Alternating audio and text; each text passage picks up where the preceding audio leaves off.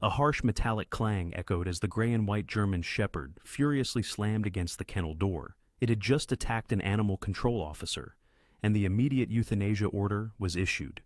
What do you mean?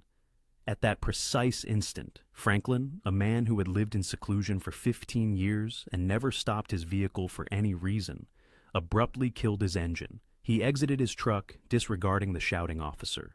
He merely observed the dog, his face pale. He wasn't just seeing a distressed animal, he was recognizing a signal he had witnessed only once before, right before the bomb detonated in Afghanistan.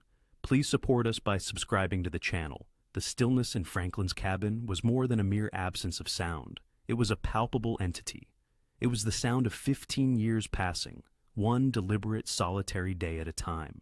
The only things that disturbed it were the faint hiss of the wood stove in winter and the low rumble of his ancient truck's engine, an event that occurred merely 4 times annually. Today was one of those days. Franklin stood by the cabin's sole window, watching the sun crest the rugged peaks of the Sangre de Cristo range. He was a man in his mid-50s, tall and forged from a lean, industrious mold that had resisted mellowing with age. His brown hair, long enough to graze his collar, was heavily streaked with gray at the temples. A thick, slightly unkempt beard and mustache concealed a face that appeared carved from weathered pine, marked with lines of hardship.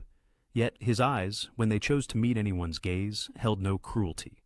He pulled on his boots, the leather cracked and darkened from extensive use.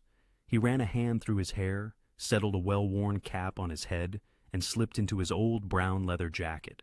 He left it unzipped, revealing the red and dark navy plaid shirt beneath. He didn't consult a list. After 15 years, the list was etched into his memory: flour, salt, coffee, kerosene, and truck fuel. Anything else was a luxury, and luxury was a complication. He had arrived in these mountains in 2005, seeking an elevation high enough to escape the man he had been. He left the world below, and in return, the world had agreed to leave him undisturbed. His truck, a vintage model from the 1990s, grumbled in protest at the cold morning air, but the engine reliably turned over. Franklin reversed onto the gravel track, his movements precise and efficient. The drive down the mountain was scenic, a winding descent through aspen and pine that opened onto the vast, high desert mesa. Franklin observed none of it. He saw only the road, his hands resting lightly on the steering wheel, his gaze distant. He drove into the outskirts of Taos, a town that flourished on art, tourism, and history, none of which held significance for him. He scheduled his trips to evade crowds. A Tuesday morning in the off-season was typically safe. His destination was an old feed and supply store on the edge of town, a place that smelled of dust and fertilizer and refrained from asking questions. To reach it, he had to pass the county animal shelter. It was his least favorite part of the drive. He detested the place. It was a concrete box of finalities. He never looked at it directly. He always fixed his gaze on the opposite side of the road, on the sagebrush stretching to the horizon, and drove a little faster. Today he couldn't. The sound reached him first, piercing through his closed windows. I scanned the microchip. It was restricted, listed to a private security contractor. But these papers, these were his discharge papers. She extended them to Franklin. His hands, typically so steady, exhibited a slight tremor. He took the papers through the plastic. He saw the Department of Defense emblem. He saw a DD Form 2209, the K9 medical record. He saw the discharge certificate. K9 ID W442. Name, Wolf. Status, military working dog, multi-purpose canine, discharged 2023. He was a soldier, Meredith whispered, tears welling in her eyes. He served, and he was adopted out to that man who did this to him. David, the officer who got bit, he ran the man's license plates. He has a history of animal neglect charges. He beat that dog, Franklin. He beat a hero. Franklin stared at the papers. A cold, slow-burning anger began to supplant the grief in his chest. He had witnessed this before. MWDs were heroes in the field. But if they developed PTSD, if they were medically retired, they were sometimes discarded, passed from one owner to another until they broke. He looked at Wolf, who was observing them from the corner, still trembling. It wasn't just a dog. It wasn't just a reflection of Max. It was one of his own. The sensation of a fated connection, of a responsibility he could not evade, settled upon him like a physical weight. He wasn't simply saving a dog. He was saving a fellow veteran. He handed the mug back to Meredith. Quote 3. He turned and walked towards his truck. Meredith assumed he was departing, his rigid shoulders a sign of defeat, but he did not open the driver's door. He opened the passenger side. From a small cooler on the floor, he extracted a foil-wrapped packet. He returned to the kennel run. Wolf tensed, anticipating a threat. Franklin knelt, disregarding the filth on the concrete. He did not throw the food. He did not attempt to force it. He spoke in a low, calm tone. "Guttera, this is for good boy. This is for you." He slid the small packet, which contained high-value air-dried liver he had prepared himself, just inside the gate. It lay there, a silent offering. Then he retreated. He picked up his stool, walked back to his customary spot, and opened his book. He afforded the dog the dignity of distance. Wolf stared at the packet. He stared at Franklin. He looked at the packet again, his black nose twitching. He was clearly ravenous, but the fear was more potent. He paced, whimpering, looking at the food, then at the man. The standoff endured for 2 hours. Finally, the sun began to dip behind the shelter roof. It was time. Franklin closed his book. He stood, placed the stool by the wall, and walked to his truck without looking back. The following morning, upon Franklin's arrival, the first thing he did was inspect the run. The foil packet was gone. In its place were tiny torn shreds licked clean. Franklin nodded once. He walked to the storage building, retrieved his stool, and sat. He pulled his book from his pocket, and from his other pocket, he produced a new foil packet, placing it on the ground beside him, waiting. For 5 days, the new routine held. It was a fragile truce built on silence and liver treats. Franklin would arrive just after dawn. Wolf would be waiting, no longer exploding in panic, but standing tense at the back of his run, emitting a low, anxious whimper that vibrated with unspoken trauma. Franklin would set his stool down. He had moved it. He was closer now, perhaps 6 feet from the gate, and he had incorporated a new, crucial step. He would sit, book in hand, and slowly, over the course of an hour, he would extend his left hand and rest it, palm out, against the chain link. He would not look at the dog. He simply offered his scent, a stationary, non-threatening presence. Wolf's reaction was an internal battle. He would pace, sniff, and emit short, frustrated barks, as if furious at his own inability to drive this calm man away. But every day his curiosity would prevail. He would creep closer, his belly low to the ground, until he was just on the other side of the fence. He would sniff the air near Franklin's hand, his black nose twitching, before his own fear sent him skittering back to the corner. Franklin never moved. He just sat, his hand on the wire, an unmoving statue of patience. Meredith observed this slow, painful ballet every morning from the office window, her heart suspended between hope and despair. She had watched Franklin slide the morning's foil packet under the gate and seen Wolf wait only 10 minutes, not 2 hours, before snatching it when he believed Franklin was reading. It was progress. It was slow and agonizing, but it was real. On the morning of the 6th day, the peace was shattered. The sound of a truck pulling into the gravel lot made Franklin look up. It was not Jared's quiet sedan. The crunch of the tires was heavy and aggressive. A county vehicle, its logo stark on the door, screeched to a halt. David emerged. He wore his uniform, but his arm was bound in a heavy white bandage, the hand emerging swollen and blue. He held a clipboard in his good hand, clutching it to his chest like a shield. His face was pale, his eyes dark with a mixture of anger and a deep, unsettling fear. The moment Wolf saw him, the past 5 days were obliterated. The dog lunged, a furious, desperate explosion of gray and white. He struck the gate with a deafening rattle, his teeth bared, snarling and snapping at the man who was the source of his pain, both past and present. David flinched, a sharp, involuntary jerk backward. That reflexive display of fear seemed to fuel his anger. Quote, he shouted, not to Franklin, but to the world at large. Quote 1. Jared emerged from the office, his face grim. He had clearly anticipated this. Quote 3. David's voice cracked. He held up the clipboard. This is official, Jared. The report is filed. Aggression incident, level 4, mandatory. Our insurance carrier got the report yesterday. He jabbed a finger toward the snarling dog. They're threatening to drop the whole county contract. Not just the shelter, the whole county. All because of that. Jared appeared trapped. David, we're making progress. This man, Franklin, he's a veteran handler. The dog is a former MWD. I don't care if he was a 4-star general, David shouted, his eyes wide. He's a liability. The county board agrees. They held an emergency vote. He thrust the clipboard at Jared. You have 7 days. That's the order. Franklin had stood up. The legs of his stool made a quiet scraping sound on the gravel, a sound that cut through the tense air. Wolf, hearing his protector move, fell silent, though his body was still coiled, trembling. 7 days for what? Franklin's voice was low, and it carried. David turned on him, his gaze sweeping over Franklin with contempt. 7 days until he's put down. That's the law. Behavioral euthanasia, and I'll be the one to sign the paper. It's my right as the victim. He smiled, a thin, bitter expression that held no victory, only pain. He slapped the clipboard against Jared's chest. Quote.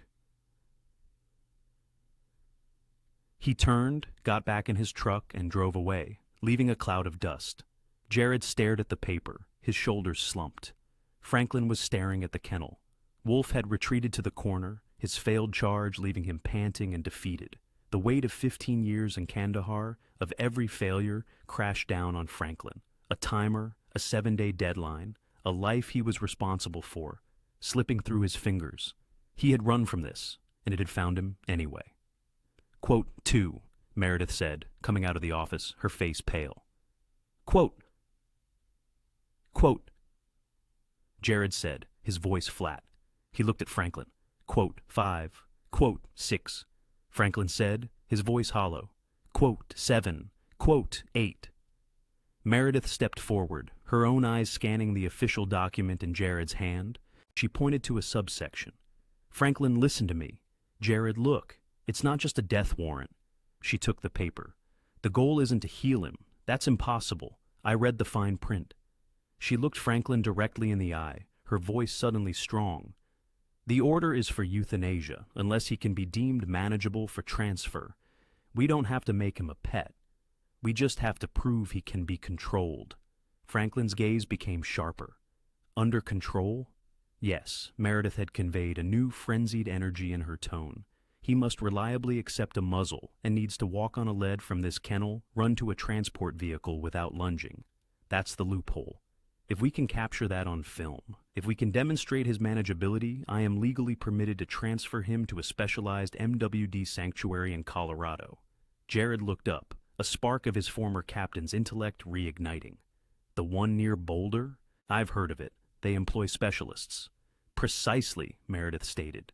It's an improbable undertaking. He won't even allow us close to the gate with a food bowl, Franklin observed Wolf. The unattainable, abstract objective of healing evaporated. In its place emerged a concrete, tangible mission.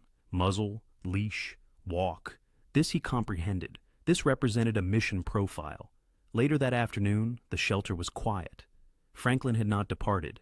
He was seated on his stool, but his demeanor had shifted. He was no longer merely waiting. He was strategizing. Within the office, Meredith was pacing. I simply don't understand, David. How can he be so cruel? He detests that dog. Jared was at his desk, staring at the wall, his face etched with exhaustion. He doesn't hate the dog, Meredith. He's terrified, and justifiably so. Meredith ceased her pacing. What do you mean? Approximately 5 years ago, Jared began, his voice lowered.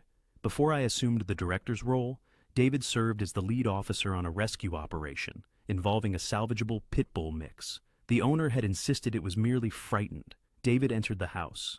The dog attacked him, bringing him down. It wasn't a bite. It was a mauling. Meredith's hand flew to her mouth. 60 stitches in his leg, Jared continued.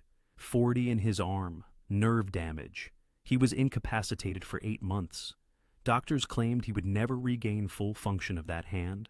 He proved them mistaken, but it demanded everything he possessed. Jared, the dog, Jared said it, was merely scared.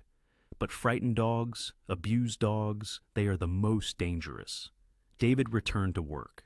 Everyone hailed him as a hero, but he has never been the same. He relies on rules, not instincts.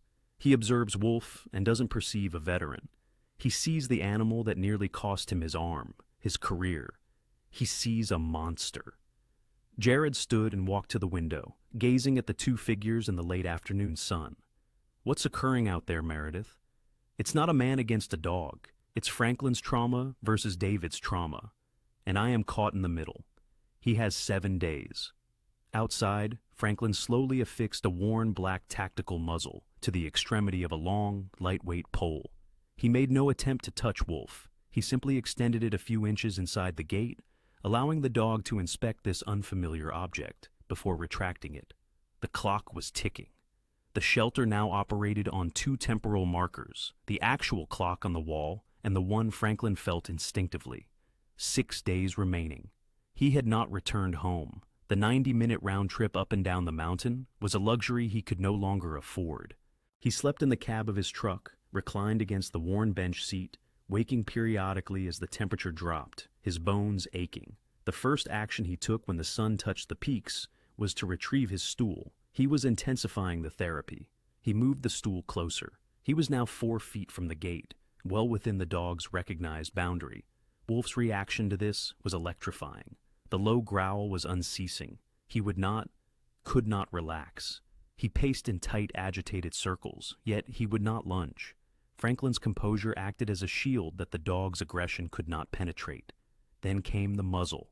Franklin had introduced it on day 6, a black basket-style tactical muzzle, the type employed in MWD training.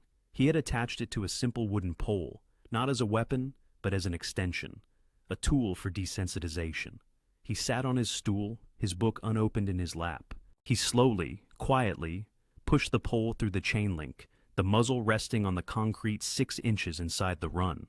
Wolf's reaction was immediate. He scrambled to the back wall, his claws creating a scraping sound on the floor. A high-pitched, terrified whimper escaped his throat. He stared at the muzzle, his entire body trembling. This was the instrument of his abuser. This was the harbinger of pain. Franklin held it there. He remained silent. He simply held it motionless for an hour. It was a battle of wills, but not of aggression. It was Franklin's patience against the dog's trauma. By midday, Wolf's fear had exhausted him. He was still in the corner, but his head was lowered. He would observe the muzzle, then look at Franklin. Muzzle, man, muzzle, man. His traumatized brain was attempting to establish a connection between the two. The muzzle represented terror, but the man offered liver treats. The man possessed a low, calming voice. The man was the first human who had not attempted to harm him. This was the conflict Franklin needed to overcome. He slowly withdrew the muzzle.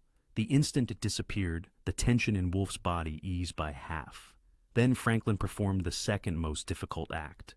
He placed his bare left hand against the chain-link gate. Wolf watched him. He crept forward a few steps. He sniffed the air. He was close enough to detect the leather of Franklin's jacket, the scent of pine smoke from his clothing, the faint salty smell of his skin. The dog crept closer. He stretched his neck out, his black nose twitching just an inch from the wire. He was sniffing the hand. Franklin did not move. He did not breathe. Wolf's tongue, pink and tentative, darted out and licked the wire where Franklin's hand rested. Then, terrified by his own bravery, the dog scrambled back to the corner. Franklin released a breath he hadn't realized he was holding. He remained for another 2 hours, his hand on the gate, a silent promise. The day concluded, 5 days remaining. The shelter emptied out. The volunteers departed. Jared went home, offering Franklin a tired salute as he secured the front gate. Only Meredith stayed. She was in the clinic working late, catching up on paperwork that had accumulated during the week's drama. The quiet hum of the building's fluorescent lights was the sole sound, punctuated by the occasional sad bark from the main adoption wing. Around 9 Mayul, she brewed a fresh pot of coffee, her movements heavy with fatigue. She poured 2 mugs. She found Franklin where she knew he would be. He was still on his stool in the quarantine wing, the hallway lights casting long, grim shadows. He wore his jacket, the old brown leather one, zipped up against the night's chill. He was not reading. He was simply sitting, his hand resting on the gate of Wolf's run. And inside, Wolf was asleep. Not a true deep slumber, but the exhausted, fitful rest of a traumatized animal. He was lying 2 feet from the gate, his nose pointed toward Franklin's hand. Meredith approached slowly, her soft, soled shoes making almost no sound. He's asleep, she whispered, her voice filled with wonder. Franklin turned his head, his face shadowed. Just resting. He wakes if I move. She handed him one of the mugs. He took it, his cold fingers wrapping around the warmth. He held it, seemingly absorbing the heat into his hands. Quote, Meredith said softly, leaning against the opposite wall. Quote 1. So do you, Franklin replied, his voice a low rumble. Meredith let out a short, bitter laugh. Yeah. Well, it was a long day. It's always a long day. She took a sip of her own coffee. I had to. I had to euthanize 3 dogs this afternoon. Not due to aggression, just for space. Too old, too sick, too unadoptable. We're full. We're always full. She looked down into her mug. Sometimes I question what we are even accomplishing here. We save 1 and 5 more arrive. I write reports. I administer shots. I clean kennels. And then I hold them when they pass. It just feels pointless sometimes, like attempting to empty the ocean with a teaspoon. Her voice was thick with a weariness that surpassed physical fatigue. It was burnout. Franklin recognized it. It was the exhaustion of the heart. Franklin looked at her. He observed her earnest, tired eyes, the faint smudge of dirt on her cheek. She was young, and she was carrying a burden too heavy for her.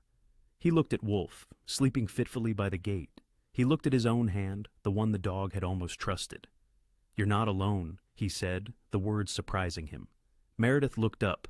In that feeling, he clarified, his gaze drifting to a spot on the concrete floor.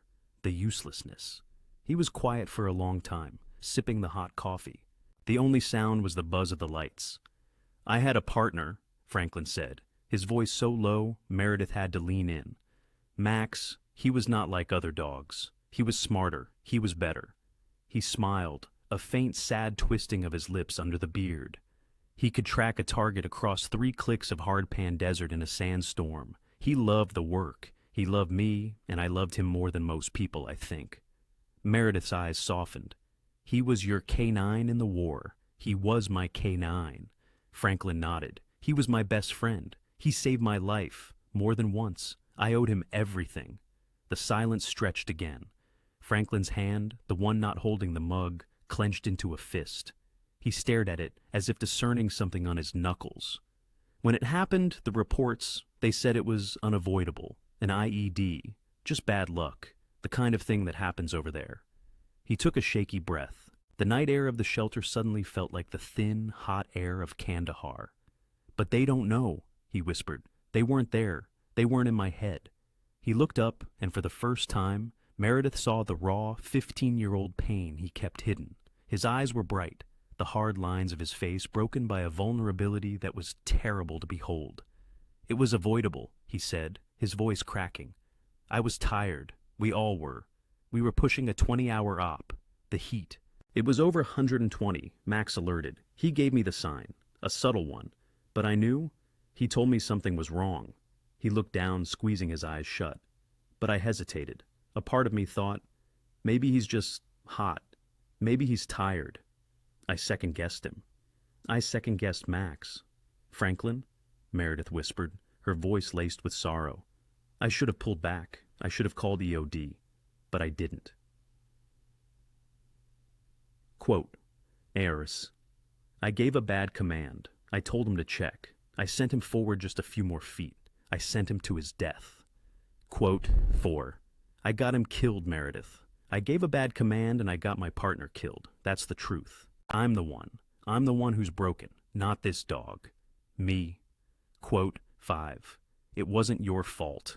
She, better than anyone, comprehended the crushing burden of responsibility, the what-ifs that haunted a life spent around animals.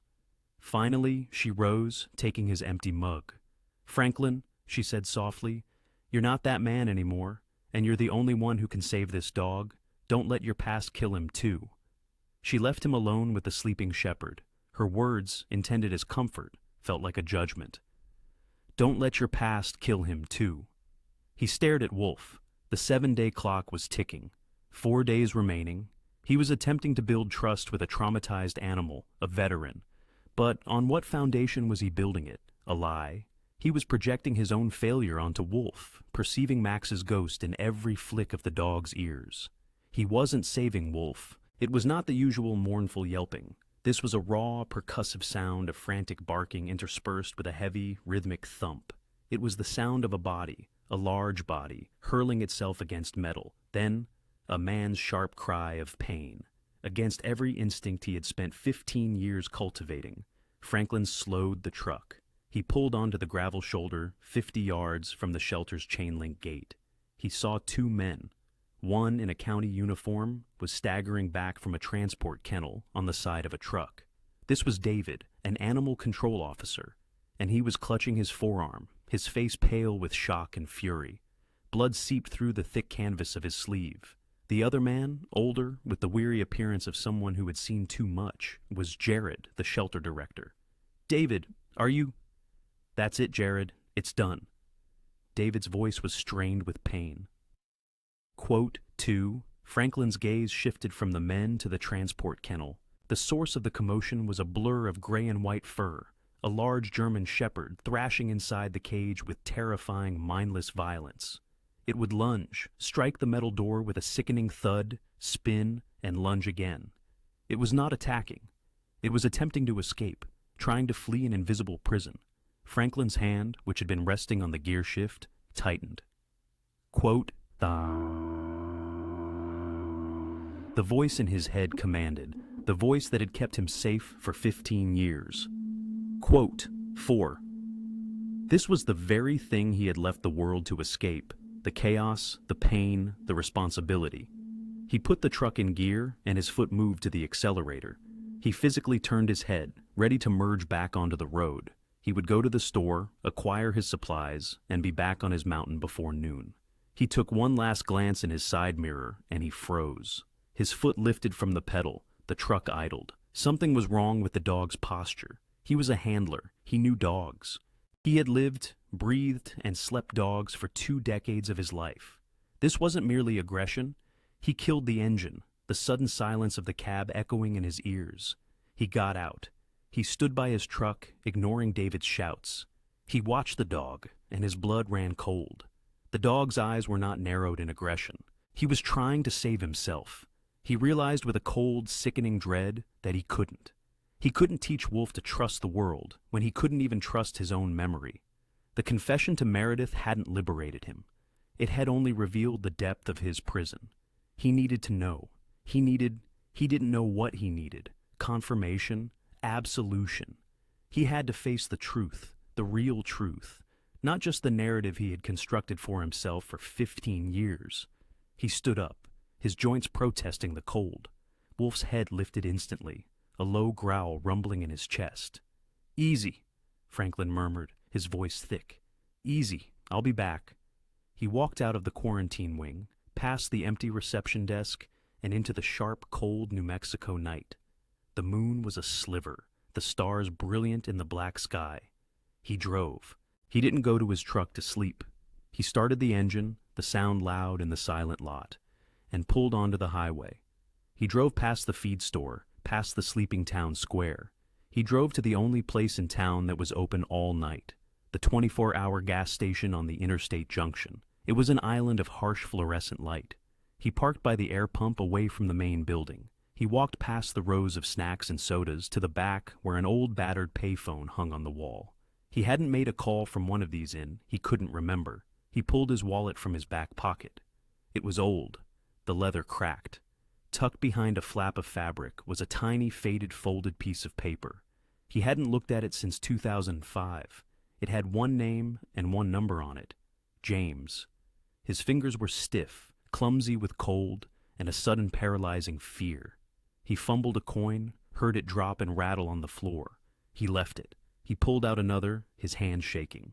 He inserted the coin, lifted the heavy cold receiver, and punched in the numbers. The sound of the call connecting was unnaturally loud, a mechanical click, a pause, and then a long distant ringing. Once, twice. On the third ring, a voice answered, thick and rough with sleep. "Yeah, who is this?" Franklin's throat was dry. He leaned his forehead against the cold metal of the phone enclosure. "James, it's Franklin. Franklin Hayes." The silence on the other end was absolute. It stretched for 5 seconds, then 10. Franklin could hear the faint electric hum of the open line. He could hear the hum of the gas station's freezers behind him. When James spoke again, his voice was completely different. It was not sleepy. It was cold, sharp, and wide awake. "Franklin." The name was an accusation. "After 15 years, you're alive. Why are you calling me James?" Quote 3. I just needed to.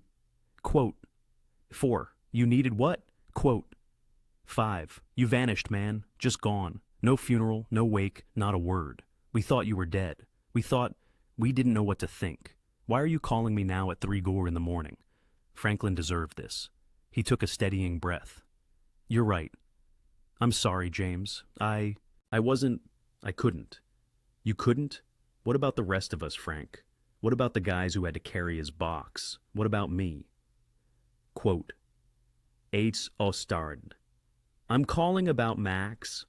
Franklin forced the words out, his voice a low rasp. Another pause.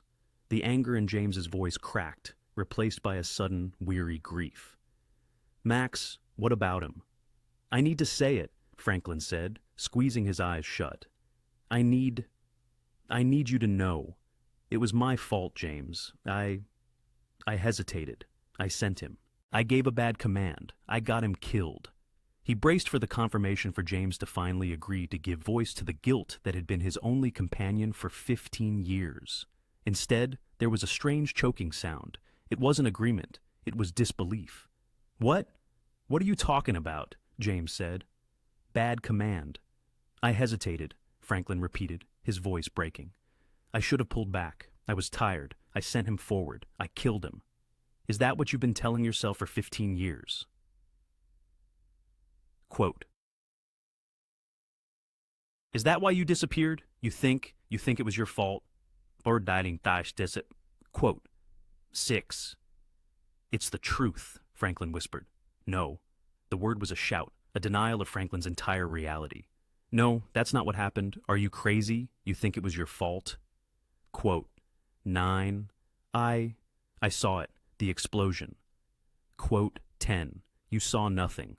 Quote 11. "You were tired. We were all tired. But Max was perfect. He alerted. You called it. You were right. But the IED, it wasn't where he alerted. It was a decoy, Frank. A setup. A trap for the EOD team." Franklin leaned his head against the cold metal, the world tilting. "What?" "It was a secondary," James said, his voice thick and wet. "A pressure plate aimed at us.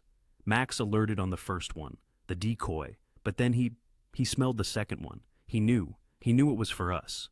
No, yes. He didn't move forward because of your command, Frank. He moved because I did." Quote, "I stepped off the line. I was moving toward the decoy, and Max, he lunged. He hit me. He tackled me, knocked me off the plate. He took the whole blast himself. He saved me, Frank." Quote 1. "He died saving me." Quote 2. "Not you. Me. I was the one he was covering. I was the one who made the mistake." Quote, James. Quote 4. I didn't know. I'm so sorry." "Yeah," James said, his voice raw and spent. That's because you ran. You ran, Frank. And you left the rest of us to deal with it. To deal with him being a hero all by ourselves." The line was quiet. Franklin could hear James taking a long, shuddering breath. "I'm glad you're not dead, man," James said finally. "I really am, but I got to go." A soft click and the line went dead. Franklin stood in the harsh buzzing light of the gas station, the dead receiver in his hand. He hadn't been set free. He's just been handed a different, heavier set of chains. He wasn't a failure. He was a coward. He slowly hung up the phone. He looked at his hands. He'd been trying to save Wolf from a ghost, from a mistake that had never happened. He turned and walked out into the cold dark. He got in his truck. He had to go back. Not to save Wolf from his past, but to save them both from the present. The drive back from the gas station was a blur. The dark highway unspooled in front of his headlights. But Franklin was seeing a sun-blasted road in Kandahar. He was not unburdened. He was rearranged. The crushing, suffocating guilt of failure, the the one that had defined him for 15 years, the one that had been his only companion on the mountain, was gone. He had not given a bad command. He had not hesitated. In its place was a different, sharper grief. The grief of cowardice. Max hadn't just died. He had sacrificed himself. He had died a hero, saving James, saving the team. And Franklin had not stayed to honor him. He hadn't stood by his teammates. He had taken his grief, wrapped it in a lie, and vanished. He had abandoned James to carry the truth of that day alone. He had let Max's legacy rot, defined by a mistake that never even happened. He gripped the steering wheel, his knuckles white. He understood now. He wasn't just trying to save a traumatized dog from a 7-day deadline. He was trying to atone for abandoning a hero.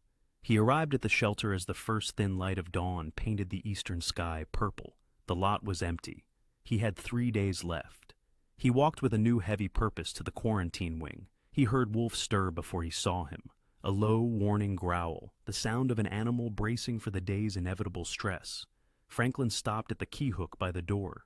Jared had given him a key after the 7-day order. He unhooked it. He did not get his stool. He did not get his book. He walked to the gate of Wolf's Run. The dog sprang to his feet, immediately alert. When Franklin neither halted nor sat, Wolf's growl deepened. He lunged at the gate, striking it with his forepaws, producing a rattling metallic warning sound. "Stay back." Franklin disregarded it.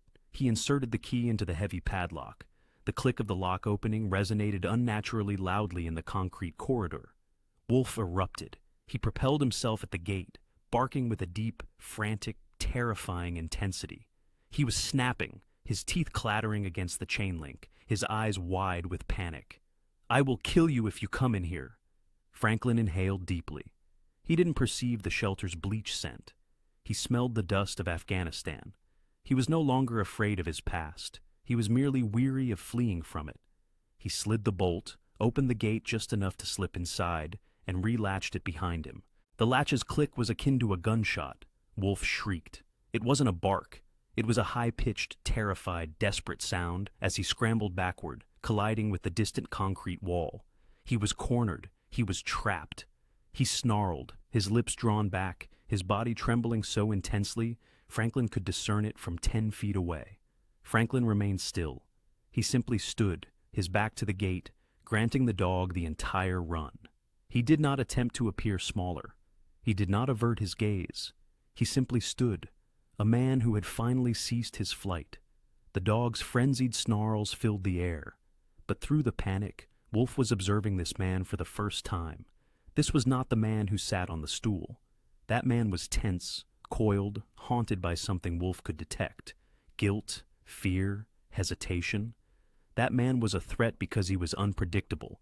This man was distinct. He was burdened. He was sorrowful. But the fear had vanished. The restless, guilty energy was gone. This man was steadfast. He was an anchor. And Wolf, adrift in his ocean of terror, had no idea how to react to him.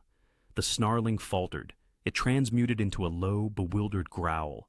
The dog's ears remained flattened, but his head was held high, watching, processing. Franklin, moving deliberately, lowered himself. He did not crouch like a handler poised to act. He sank to his knees, a posture of utter vulnerability. He rested his hands on his thighs.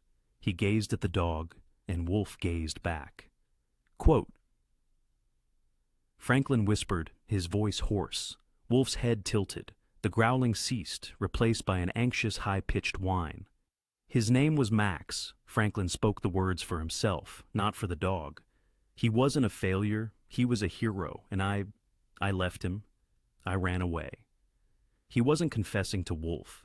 He was confessing in front of him.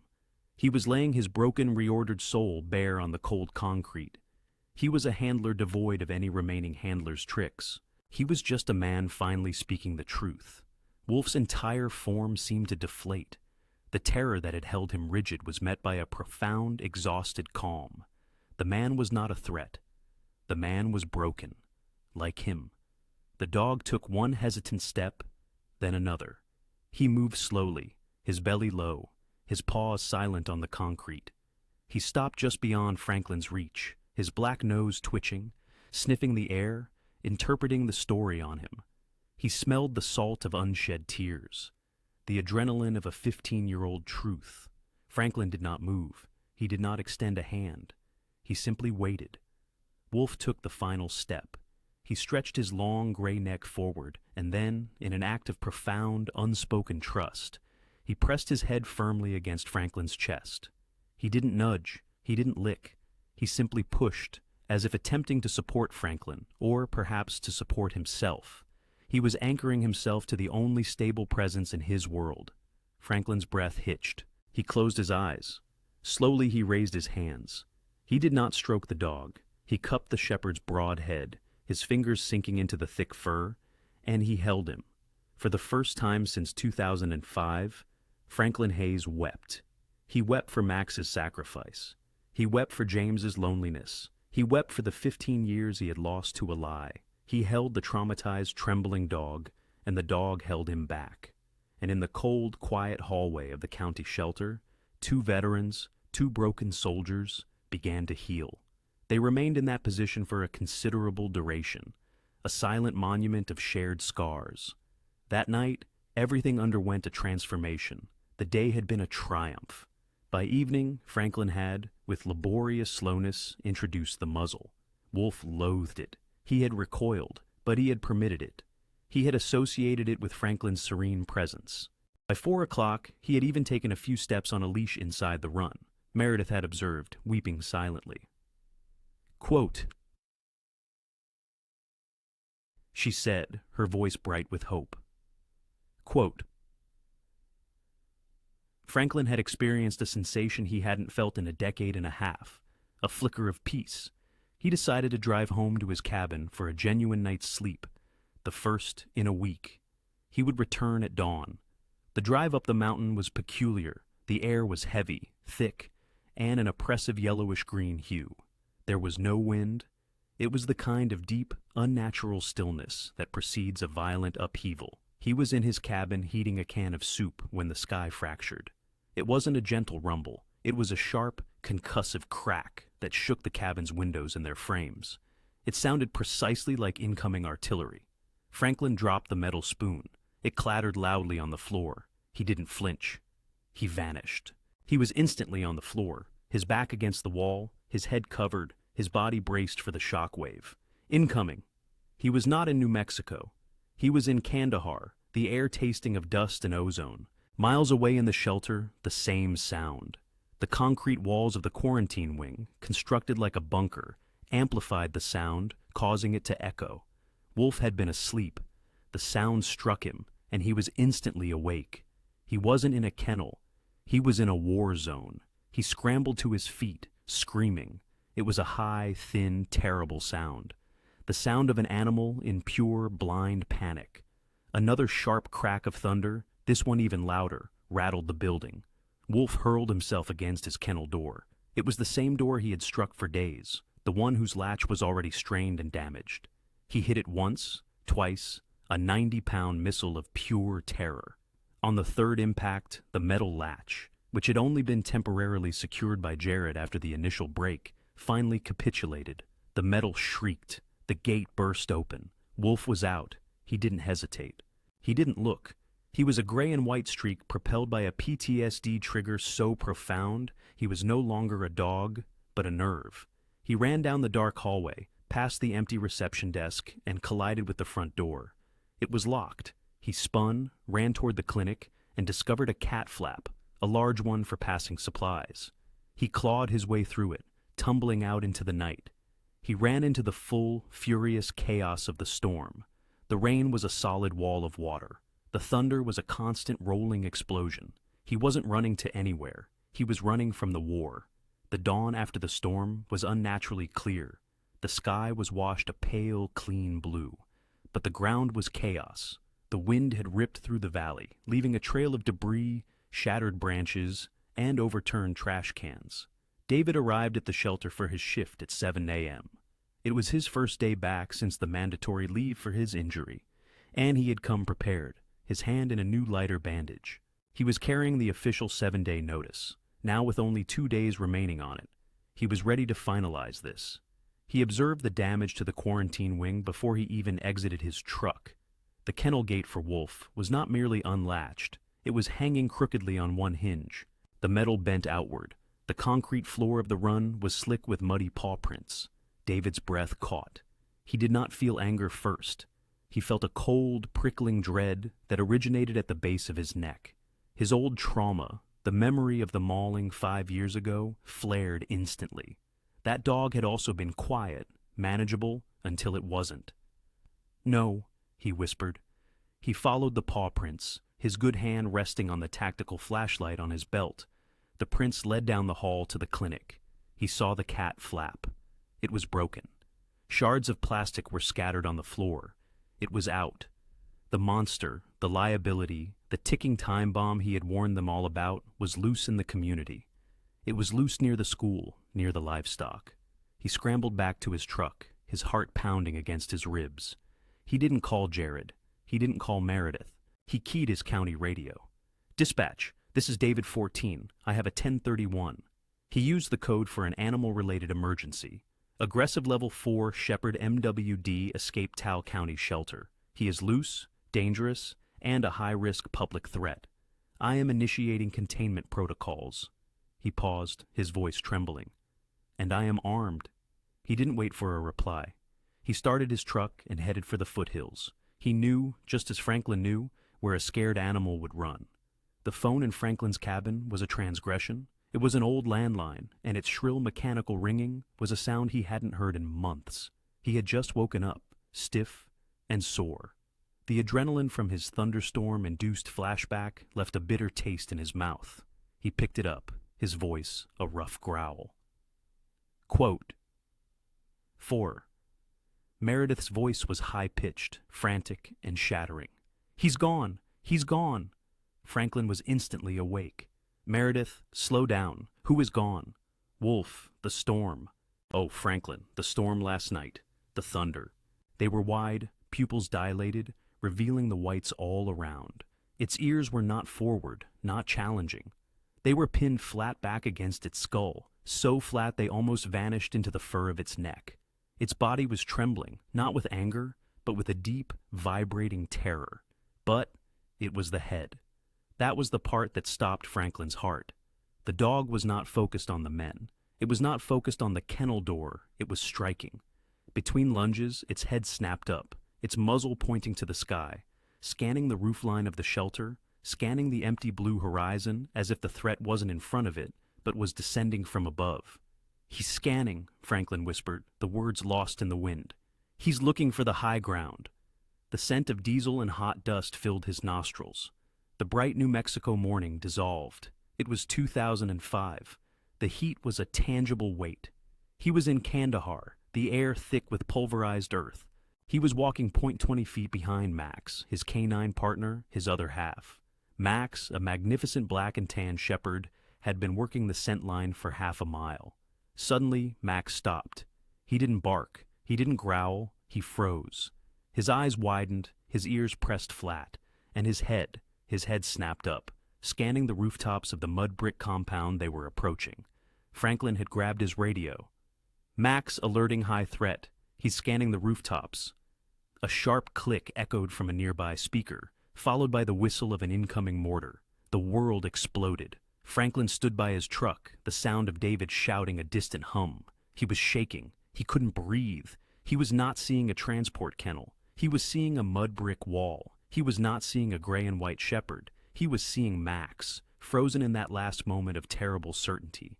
The dog in the kennel lunged again, and its high-pitched cry of terror was not a bark. It was a sound of profound trauma. It was the exact specialized PTSD response of a dog trained for combat, a dog who had learned that threats came from above. "It's not your problem," Franklin told himself, but it was a lie. The memory had anchored him. The ghost of Max in that kennel would not allow him to leave. David was still yelling, "Get the pole!" It must have terrified him. He broke the kennel door. "He's gone." Quote, "Where's Jared?" "I don't know. I just got here. But David's truck is gone and he's not answering his radio. Franklin. He's hunting him. I know he is. He's going to kill him." Franklin closed his eyes. the hard truth from James still fresh. He died saving me. And so, another combat veteran found himself pursued because of his fear. "Where could he possibly go, Franklin?" she implored. "Up," Franklin responded. He grabbed his old, worn brown leather jacket. "He'll seek high ground, distant from the commotion. He'll look for a defensible position." Franklin knew precisely where. The long-abandoned mining operation, dormant since the 1970s. A labyrinth of rock formations and caverns. "Meet me at the base of the old Sonora mine trail." He didn't terminate the call. He simply returned the receiver to its base and exited the house. He piloted his truck down the mountain road at a controlled yet almost reckless speed. He wasn't simply a man embarking on a rescue. He was a K-9 handler on a vital mission. He spotted them at the trail's entrance. 2 White County trucks were positioned at awkward angles, and Meredith's small sedan was parked haphazardly, as if she had abruptly braked and leaped out. David was present, and he wasn't alone. 2 younger officers accompanied him, both appearing agitated. David, however, was not nervous. He was rigid with his own terror, which had manifested as a cold, terrifying certainty. He held a county-issued rifle, unslung, in a low, ready stance. Meredith stood before him, her arms extended, tears streaming down her face. "David, you can't do this. You lack the proper authorization. Jared hasn't approved this. I don't require his signature." Quote 9. "This constitutes an active public threat. That creature attacked me, and now it's at large. I possess every authority. Now, move aside, Meredith. This is not your concern. He's not a thing. He's a veteran. He's simply afraid." "So am I," David interjected, his composure finally shattering. "So am I, and I will not allow what happened to me to befall some child walking to school. Now, move!" He pushed past her, his shoulder jarring her off balance. He chambered around. The metallic sound of the action, a sharp slide and click, had an unsettling finality. "Put it down, David!" Franklin's voice pierced the crisp morning air. It wasn't loud, but it carried the authority of a man who had dedicated his life to issuing unquestionable commands. David spun around. Franklin emerged from his truck. He presented a tall, slender silhouette against the brilliant morning light. He wore the old, unzipped brown leather jacket, with the collar of his red and navy plaid shirt visible beneath. His face, framed by a gray-flecked beard, seemed carved from stone. He advanced slowly, deliberately, toward the group. He halted approximately 15 feet from David. "I said," Franklin reiterated, his voice dangerously hushed, "put the rifle down." "You stay out of this, old man," David retorted, his knuckles white on the rifle. "You're the one who agitated him. This is your fault. I'm ending it." "He's not a threat," Franklin asserted.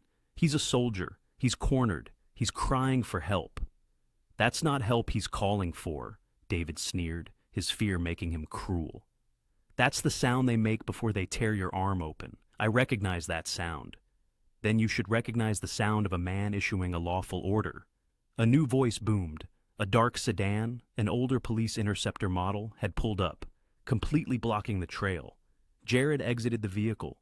This was not the fatigued, dejected shelter director.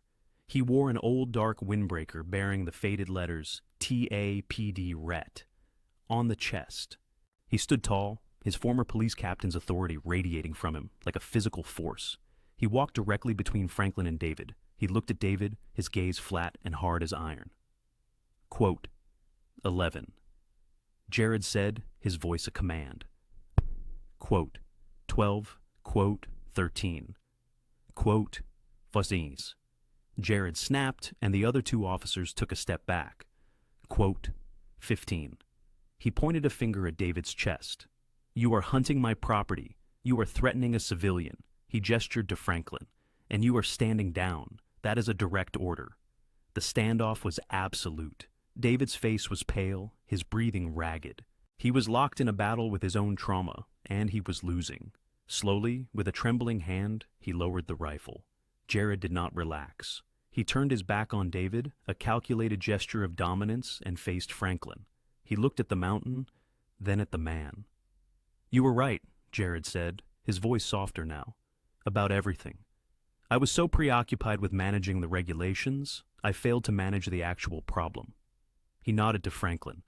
"You were inspired to assist him, and frankly, Franklin, observing you, you inspired me."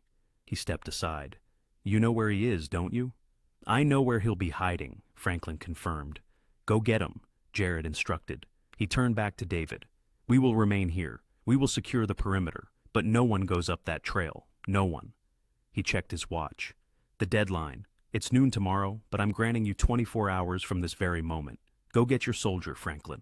Franklin looked at Meredith, who was sobbing with relief. He looked at Jared, who offered him a sharp, respectful nod. He looked at David, who was staring at the ground, vanquished by his own fear. Franklin turned away from all of them. He faced the mountain, his mountain, and began to ascend. Franklin left the commotion behind, the shouting, the trucks, David's fear, and Jared's weary responsibility. It all faded the instant he stepped onto the trail. This was his realm. The high desert air was clean, cleansed by the recent storm. He moved with a purpose he hadn't experienced in 15 years. He was no longer the recluse, he was the handler. He climbed, his boots finding purchase on the slick, wet rock. He was in his 50s, yet he moved with the economical grace of a man who understood the mountain. He wasn't merely walking, he was tracking. The signs were effortlessly decipherable, too effortlessly. The paw prints in the damp red earth were deep, disorganized, exhibiting the splayed toes of an animal in blind panic. He observed where Wolf had slipped, the scramble marks in the mud, the splintered fragments of a branch he had broken. This wasn't a runaway, this was a retreat. Franklin knew precisely where the trail led. He too had sought defensible spaces. The Sonora mine had been inactive since the 1970s. It was a scar on the mountainside, a perilous labyrinth of abandoned equipment, loose shale, and dark, inviting holes. It was the ideal stronghold for a terrified, injured soldier. It was a foxhole. He reached the crest of the final ridge, his breathing steady, his eyes scanning. The area was silent. The only sound was the wind moving through the pinyon pines. "Wolf," he called. His voice was not a command. It was a low, calm murmur, barely louder than the wind. "I've been here. I am here." He was met with silence. He knew the dog was present. The panic had likely exhausted him. He moved toward the main processing area, a flat expanse of rock littered with rusted metal. "Easy, soldier," he said, speaking to the air. "We're just talking." Then he heard it. It was not a bark. It was a low, rattling growl, so deep it sounded like an engine idling. It was desperate, and it was emanating from below. Franklin followed the sound. He stopped at the edge of a deep, narrow fissure in the rock. It was a collapsed mine entrance, a dark vertical scar, approximately 8 feet wide and 20 feet deep. He looked down. A pair of amber eyes, wild with terror, stared back up at him from the shadows. Wolf! He was wedged at the bottom. He must have been running in the dark, panicked by the storm, and tumbled in. He was attempting to stand, but his back right leg was splayed at an unnatural angle, held fast by a tangle of old rebar and loose rock. He was trapped. When he saw Franklin looking down, Wolf lunged as much as he could. He snapped at the air, his teeth clacking, his body trembling with a furious, terrified growl. He was cornered, injured, and prepared to fight to the death. Franklin's heart ached. He didn't perceive a monster. He perceived the end of a soldier's journey. He unzipped his old brown leather jacket, the plaid of his shirt visible underneath. He needed to descend, but going down the way Wolf had, a straight drop, was impossible. He skirted the edge of the ravine, his eyes searching. 20 yards down, the rock sloped. It was a steep, treacherous slide of loose shale and gravel, but it led to a narrow ledge about 5 feet above, where Wolf was trapped. It was the only option. Franklin sat on the edge, dug his heels in, and began to slide. The sound of the rock, a loud, abrasive scraping, sent Wolf into another fit of panic. Franklin slid faster than he intended, the gravel tearing at the palms of his hands and the tough hide of his jacket. He hit the ledge hard, knocking the wind out of himself. He winced, his hands stinging. Wolf was becoming frantic, snapping at the rock wall, at his own trapped leg, at the new threat that had just joined him in his prison. "Easy," Franklin panted, his voice a low rasp. "Easy, I'm not here to harm you." He did not approach. He sat on the ledge, his legs dangling just 5 feet above the terrified dog. He remained there, his back against the cold stone, and he simply sat. He allowed the silence to stretch. He let Wolf's panic burn itself out. The dog snarled, barked, and eventually, exhausted, subsided into a continuous, low, desperate growl. Franklin looked at his left hand. The slide had torn the palm open. It was bleeding freely, a dark, steady drip onto the rock. He reached into his jacket pocket. A canine handler was always prepared. He pulled out a small canvas first aid kit. Wolf watched him, his head low, eyes tracking every movement. Franklin opened the kit. He pulled out a cleansing wipe and hissed as the antiseptic bit into the raw wound. He began to slowly and methodically bandage his own hand. Quote 2. Franklin said, his voice quiet, echoing slightly in the ravine. Wolf's growl faltered, his ears twitching at the sound. "Max, my partner," Franklin uttered, meticulously wrapping the gauze. "I informed Meredith I was responsible for his death. I convinced myself of that for 15 years. I sought refuge on that mountain, a lone wolf. I concealed myself from that deception because I mistakenly believed it to be the truth." He secured the bandage, then cast a glance at his own bandaged hand before lowering his gaze to the dog. But it wasn't the truth. The truth? The truth is more challenging. He was a hero. He detected a snare, a secondary device targeting us, specifically me and my comrade. And he didn't falter. He confronted it. He absorbed the full force of the explosion. He perished while safeguarding us. Wolf whimpered, a high-pitched distress sound. He was attentive. "And I fled," Franklin confessed, his voice thick with a shame he had suppressed until this moment. "I fled from his memory. I fled from my team. I abandoned my friend James to bear that narrative alone. I've been ensnared, Wolf, trapped beneath that cowardice for 15 years. He directed his gaze downwards at the shepherd, whose leg was pinned under rusty metal. "We've both been trapped, haven't we, soldier? I, by a falsehood. You, by whatever those men inflicted upon you, by the thunder, by this chasm." He inhaled deeply, the crisp, humid air filling his lungs. "But today, we escape. Both of us." Franklin rose onto the narrow ledge. He unfastened his robust leather belt, the one he had worn for 2 decades. He effortlessly removed it from the loops of his jeans. He peered downwards. "I'm descending. Plots down." Wolf, recognizing the command, instinctively lowered his head, his body shuddering. Franklin cautiously descended from the ledge, dropping the final 5 feet to the ravine floor, landing softly. Wolf snarled as a reflex, but did not lunge. He was too debilitated, too apprehensive, and perhaps too intrigued. "Gently, gently," Franklin murmured. He did not approach the snarling muzzle. He approached the pinned leg. "I understand the predicament. We will resolve it." He moved deliberatively, like a bomb disposal expert. He fashioned a loop with his belt, feeding the buckle through the end to create a makeshift slip lead. He extended it. "All right, this is merely a tool. This is solely to assist." He gently glided it over Wolf's head and onto his thick neck. Wolf flinched but permitted it. He was too exhausted to resist. "Good boy," Franklin whispered. "Gutter Junge." He tightened it just enough to function as a lead, not a choke. He examined the trapped leg. The rebar was twisted, but the rock was loose. Franklin seized the largest rock and, with a grunt, dislodged it. Wolf yelped, a sharp, agonizing sound as the pressure was relieved. He was liberated, but he was lame. He attempted to stand, but his hind leg failed to support his weight.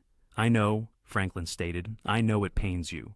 He surveyed his surroundings. The path he had used to enter was impassable for climbing back up, particularly with an injured dog.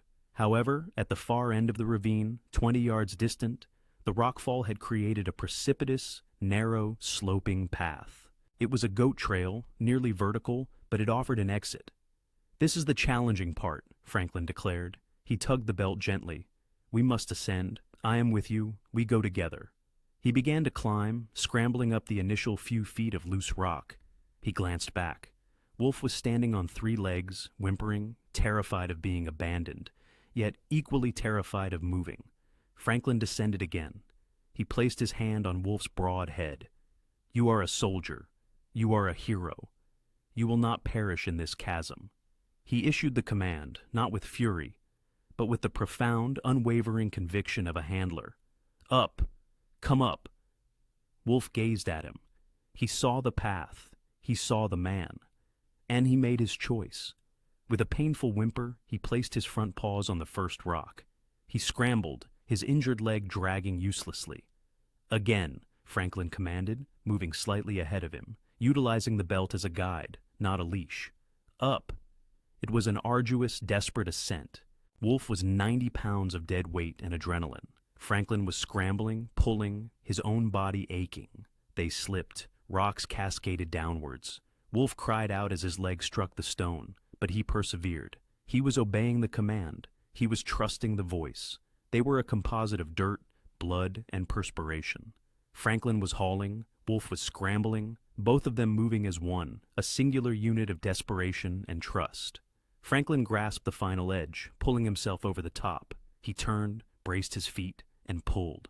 One more up. Wolf made a final desperate lunge and collapsed onto the flat, solid ground of the trailhead. His sides heaving, his mouth open, panting. He was out. He was free. Franklin unclipped his belt and collapsed beside the dog, his back against a boulder. He was panting, his hand bleeding anew through the bandage, his leather jacket torn. Wolf, still whimpering from the pain in his leg, crawled the final 2 feet and rested his head in Franklin's lap. He began to lick the blood from Franklin's torn hand. Franklin simply remained there, gazing at the clear blue sky, and permitted him. The descent was a protracted, agonizing process. Franklin had employed his own leather belt as a makeshift leash and harness, looping it under Wolf's chest to assist in supporting his weight. The shepherd, exhausted and in agony, leaned heavily against Franklin's leg, but he moved one limping, painful step at a time. He did not tug. He did not resist. The frantic, terrified animal that had fled into the storm was gone. In its place was a soldier, wounded but resolute, who had chosen his leader. For Franklin, every step down the mountain represented the antithesis of the life he had constructed. For 15 years, he had ascended to escape. Now he was descending, supporting the weight of another, and re-entering the world he had abandoned. When they emerged from the piñon trees onto the flat gravel trailhead, the group remained assembled. It was as if they were frozen in time, a tableau of the standoff. Meredith was the first to spot them. She had been pacing, wringing her hands, and halted mid-stride. A sound, half sob, half gasp, escaped her lips. Franklin? Jared spun around, his professional demeanor momentarily dissolving in a wave of profound relief. Even the 2 younger officers who had been leaning against their truck straightened up. They presented a stark sight. Franklin, caked in mud, and his own congealed blood from his hand, his plaid shirt and leather jacket rent, his face grim with exhaustion. And Wolf, a gray and white apparition, his fur matted, his hind leg held completely aloft, but his head held high, his gaze fixed on Franklin, trusting. The tension returned, but it was altered. It was concentrated on one man, David. He had stood apart, his rifle now slung over his shoulder, his face pale and inscrutable. He observed their approach, his eyes not on Franklin, but on the dog. He perceived the limp. He perceived the pain. And he perceived what no one had ever witnessed. He saw a wolf walking calmly on a slack lead, his entire being focused on the man beside him. The dog was not a monstrosity. He was merely a dog, a broken one. Meredith began to run forward. "Oh, Franklin, his leg." "Easy," Franklin stated, his voice low, holding up his bandaged hand. "He's all right. He's calm. Let's maintain that state." David was the one who acted. He did not speak. He turned, walked stiffly to his county truck, and opened the large side panel toolbox. He retrieved a heavy, bright orange professional medical kit. He walked towards them, and Meredith flinched, stopping abruptly. Franklin remained still, positioning his body slightly in front of Wolf. David did not stop until he was 10 feet away. He made no attempt to get closer. He looked at Franklin, his gaze stern, but the frantic fear had dissipated. He was all business, his trauma superseded by procedure. He placed the large kit on the gravel between them. "That leg requires stitches immediately," David declared, his voice clipped and professional. "He will suffer nerve damage if that is not cleansed and splinted. My kit contains everything."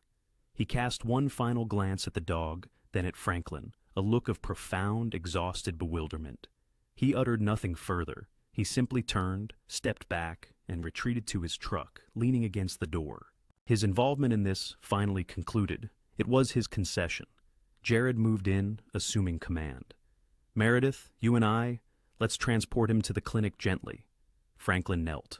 Wolf, whimpering, licked his face. It's okay, soldier, Franklin whispered. These are allies. You are safe. He unclipped his belt from Wolf's neck and handed the shepherd over. He watched them, with a tenderness he hadn't known was possible, lift the 90-pound shepherd into a transport carrier. He watched his new fragile purpose being driven away to the clinic. He was left standing alone at the trailhead, covered in blood and dirt, suddenly, terribly uncertain of what came next. Franklin, Jared said, standing beside him. He held a small first aid kit from his car. Your hand, he stated, extending it. Franklin looked at his own torn bandaged palm. He had forgotten. He nodded, and Jared began to awkwardly but efficiently cleanse and redress the wound. That was the bravest thing I have ever witnessed, Jared quietly remarked, taping the gauze. And I don't refer to the climb. I refer to what you did for David. Franklin glanced over at David, who was still staring at the ground. He's trapped, just like the dog. Indeed, Jared agreed. He finished the bandage. You possess a unique insight into that, don't you? Jared capped the antiseptic.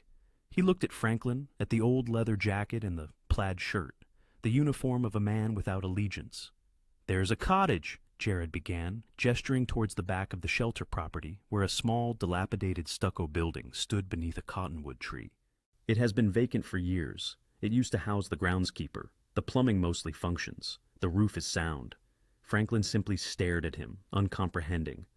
It isn't much, Jared continued, but it's quiet. It's here, and it's yours if you desire it. Jared, I cannot pay. I am not discussing rent. Jared's voice was serious. Quote 5. He looked Franklin directly in the eyes. Quote 6. Franklin gazed at the modest cottage. His eyes then shifted to the clinic, from which he could discern Meredith's soft, calming voice. He contemplated his cold, silent cabin on the mountain, a self-imposed 15-year confinement. He had sought refuge on that mountain to escape his past. Yet, his past, Max's bravery, James's sorrow, was not something to evade. It was something to honor. He turned to Jared. I'll need to retrieve my belongings, he stated. Months later, the inaugural snowfall of the season had lightly covered the valley. The small stucco cottage was no longer dilapidated. The broken fence had been repaired. A new, secure 6-foot fence now enclosed the small yard. A delicate plume of wood smoke ascended from the chimney.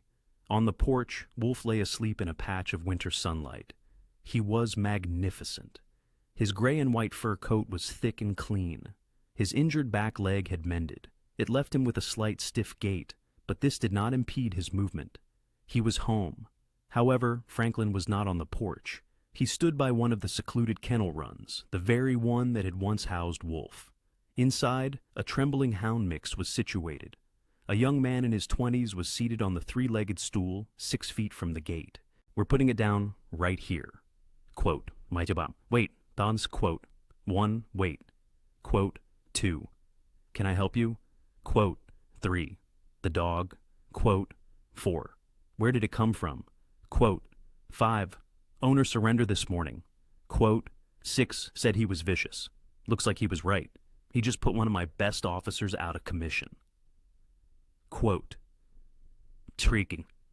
Vicious? That thing is a menace, Jared. It tried to take my arm off. It needs to be put down before it hurts someone else. I want it done now. Quote, he's not vicious, Franklin stated. It wasn't an opinion. It was a diagnosis.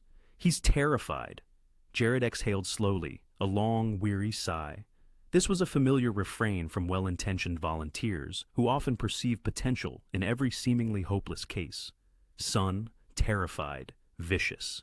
It frequently presented similarly from this side of the enclosure. I've been involved in this for 2 decades, he explained, initially on the force and now here. I recognized the pattern. He appeared tense, his shoulders hunched. This was Mike, a veteran of a more recent conflict, his hands subtly trembling.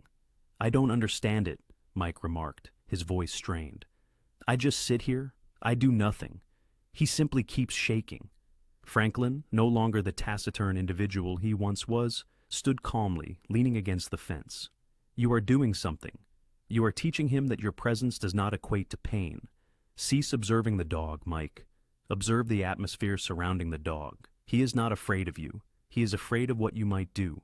You merely need to sit there quietly until he comprehends that you will not. Mike nodded, drawing a shaky breath. How long did it take you with Wolf? Franklin glanced toward his cottage, where Wolf had just lifted his head, observing. Longer than it should have, but I had to learn the same lesson. Meredith approached, a clipboard in her hand. She was no longer solely a veterinarian, she was now a program director. She smiled at the scene. He's right, Mike, she said. Just breathe. She turned to Franklin. The donor check arrived, the one from James. Franklin smiled. The initial phone call with James had led to subsequent calls, the first tentative steps of two old friends reconnecting. He's a good man, Franklin affirmed. Our inaugural Warriors and Friends meeting is next week, Meredith announced, tapping the clipboard. We have 5 handlers and 5 dogs. Are you ready? Franklin looked at Mike, still bravely seated on the stool. He looked at the terrified hound. He looked at his cottage, his home. Wolf had risen and was walking toward him, his tail producing a low, slow wag. Franklin placed his hand on Wolf's broad, powerful head. He was no longer the silent man of the mountain. He was simply Franklin. And he was finally home. Quote, 11. Franklin responded, his voice calm and, for the first time in 15 years, imbued with purpose. Quote 12.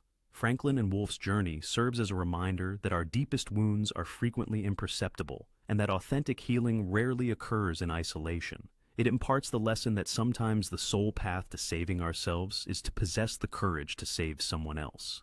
If this narrative of perseverance and new beginnings resonated with you, we would be honored to read your personal reflections in the comments below.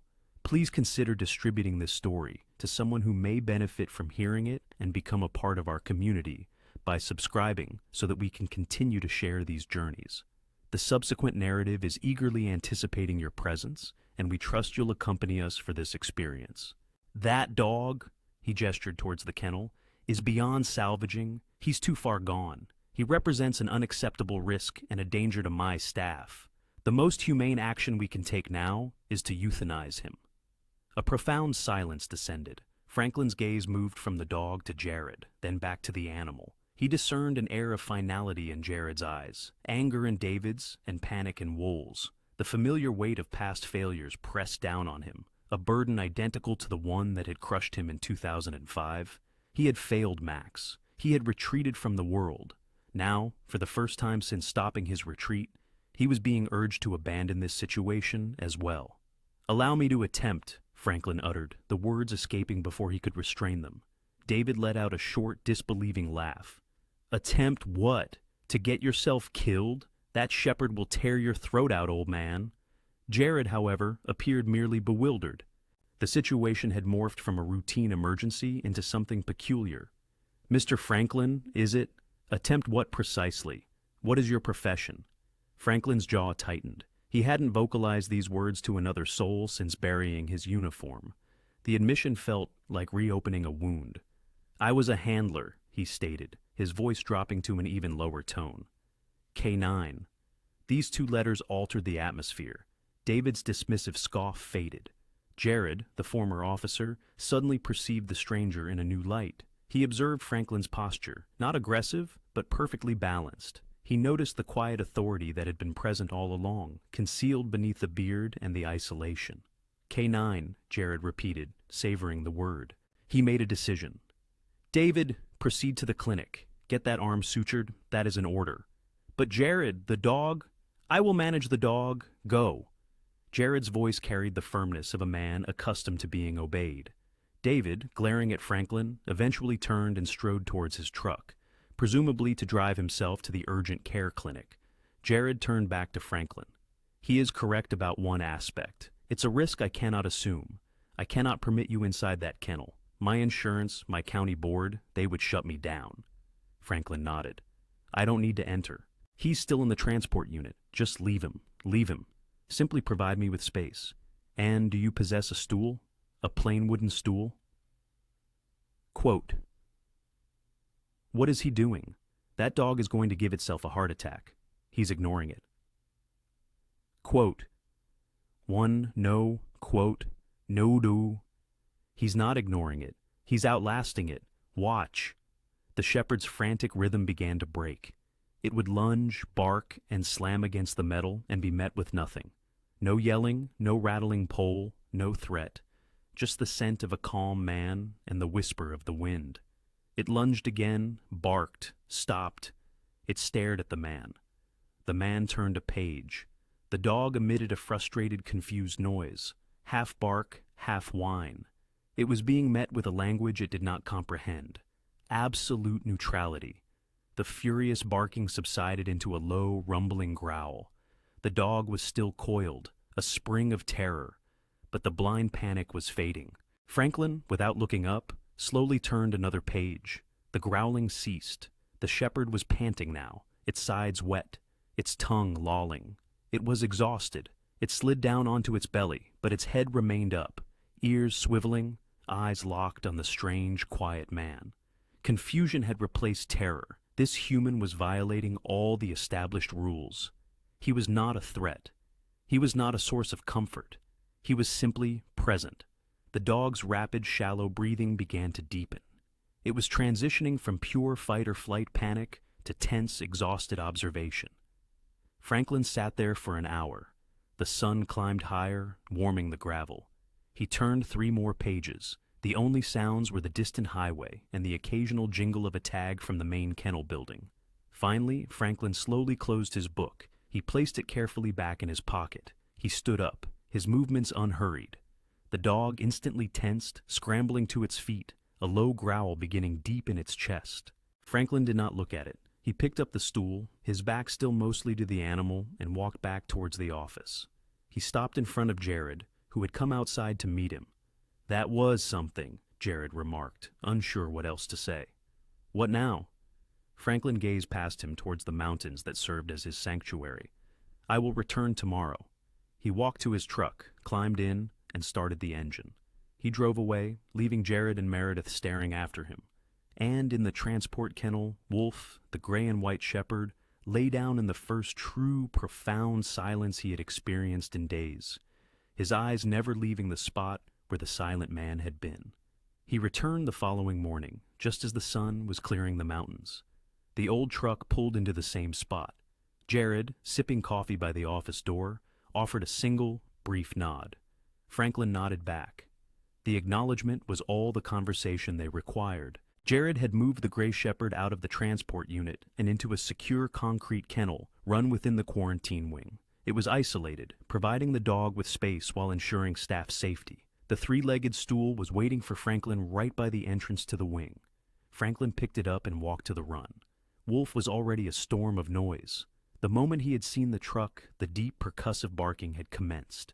He was launching himself at the chain-link gate, his teeth bared, the sound of desperate rattling and the slam of metal on metal echoing.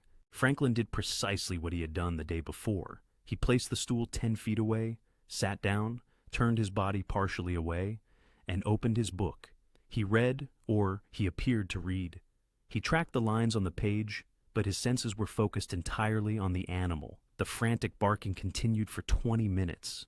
Then, just like before, it faltered. The rhythm broke. The dog was being met with infuriating, incomprehensible calm. The bark subsided into low, chest-rumbling growls. Wolf backed away from the gate, his paws bleeding slightly onto the concrete. He retreated to the far corner, lay down, but kept his head up, eyes locked on the silent man. Franklin turned a page. This was their new routine. It persisted for 2 more days. Franklin arrived. Wolf exploded in a display of terror and defensive fury. Franklin sat. The fury would exhaust itself, burning out against the man's profound stillness. Then, silence, heavy and tense, would stretch for hours, and then Franklin would depart. On the 3rd day of this ritual, a Friday, something shifted. Wolf's initial explosion was shorter. It lasted only 5 minutes. When the dog retreated to his corner, he lay down and rested his head on his paws, though every muscle in his body remained coiled, ready to spring. Franklin observed him from the corner of his eye. He sensed the change. The dog was no longer solely panicked. He was frustrated. He was anticipating the next development, the threat that always eventually materialized. Franklin slowly closed his book and placed it on the gravel beside the stool. He looked at the dog, not directly in the eyes, that would be a challenge, but at his ears. He had spent the last 3 days reliving Kandahar, reliving Max. He recalled the language they had shared, a private world constructed through German commands and subtle shifts in weight, a language of trust he hadn't spoken in 15 years. His throat felt thick, rusty. "Sits," he uttered. The word was a low, rough murmur, barely louder than the wind. Wolf's head snapped up. His ears, which had been pinned back in fear, instantly shot forward, swiveling like radar dishes, attempting to triangulate the sound. He didn't sit. He scrambled to his feet, confused. He recognized that word. It was buried deep beneath the trauma, but it was present. Franklin kept his voice low, rhythmic, almost like a prayer, using the tones of calm praise, not a sharp command. "Sits, Guryanga, sit. Good boy." Wolf's entire body was a question. He backed up, hit the wall, and let out a single confused bark. "Plat," Franklin murmured, the word aching in his chest. "Down." He remembered saying it to Max in the belly of a C-130. The vibration of the floor, Max's warm body, a solid presence against his leg. Quote, 3, Franklin whispered. Quote, and 4. He wasn't commanding this dog. He was communing with a ghost. He was addressing the soldier he knew was trapped within that terrified creature. Wolf-like pacing, whimpering, the sounds of his trauma battling with the ingrained muscle memory of his training. From her office, Meredith observed a mug of coffee growing cold in her hands. She had noticed Franklin's peculiar routine before, but today she overheard his words. She witnessed the dog's immediate electric response. A decision solidified within her. She retrieved a second mug, filled it, and stepped outdoors. Franklin detected her approach on the gravel, and his entire body stiffened. He loathed interruptions. He was in a delicate, vulnerable state, and this was an unneeded disturbance. "Mr. Franklin," she said, and he did not turn. "Ma'am," Meredith paused a few feet away. I brought you some coffee. It's chilly out here. You haven't moved in hours." He slowly rotated towards her. He saw the young woman, her face open and kind, her eyes expressing a concern devoid of pity. He hesitated, then accepted the mug. "Thank you. I heard you," she stated, gesturing toward the kennel. "The German. I believe you're correct about him. I think I understand why you're correct." Franklin gazed at her, his brows furrowed. "He was surrendered," Meredith confided, lowering her voice. 5 days ago, the man who brought him in, he was dreadful. He stormed in, dragged the dog by a choke chain, and declared him broken and uncontrollable, stating that if we didn't take him, he'd shoot him. We had no alternative. She drew a breath. The man was enraged. He tossed a plastic sleeve of paperwork onto the desk, claiming it was useless garbage. I'm the intake coordinator. I process the papers." Meredith reached into the pocket of her scrubs. She pulled out a folded, transparent plastic sleeve.